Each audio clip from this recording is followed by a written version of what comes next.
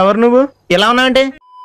Hello అక్వామ్యాన్, మన cute little బట్టు బాయ్కి స్నానం చేపించాల్సిన సమయం వచ్చింది. ఎందుకంటే చూడండి ఎంత మురిగ్గా అయిపోయాడో. ఏమంత మురిగ్గా అయ్యాడులే అని దగ్గరికి వెళ్ళి స్మెల్ చూస్తే మన బట్టుగాడిని కూడా మనం ఒక మనిషిలాగే చూస్తాం కాబట్టి మనుషులు వాడే షాంపూనే వీడికి వాడేస్తున్నా. ఇంకా లాక్కండి తెగుద్ది. నాకు అదే అనిపిస్తుంది.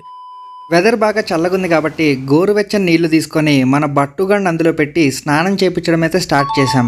మీరు కూడా ఒకవేళ నాలాగే కోడిని ఇంట్లో పెంచుకుంటుంటే ఎప్పుడు స్నానం చేయించినా కొంచెం గోరువెచ్చని నీళ్ళతోనే స్నానం చేయించండి. ఎందుకంటే చలినవి తట్టుకోలేవు. అయితే మన బట్టుగాడికి స్విమ్మింగ్ రాదు. ఇంత పెద్ద బాండ్ అయిన మన బట్టుకి స్విమ్మింగ్ రాదా అని అడిగితే వాడు, నా చిన్నప్పుడు మా భీమవరం చేపల చెరువులో ఇదేవాడిని. ఓ రోజు జలగ పట్టుకుంది. ఎక్కడ బాస్? అక్కడే అని అంటున్నాడు.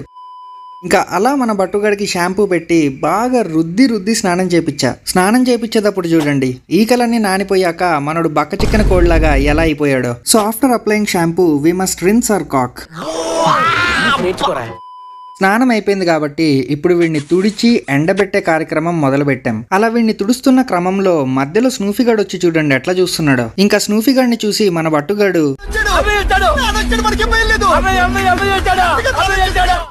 ఇప్పుడు వీడి స్నానం అంతా అయిపోయాక లాస్ట్ అండ్ ఇంపార్టెంట్ కార్యక్రమం ఏంటంటే ఒక హెయిర్ డ్రైయర్ తీసుకొని తడిగా ఉన్న వీడిని పొడిగా మార్చేయడం. మంచి మాట మాట్లాడవరా జఫానా జఫడా.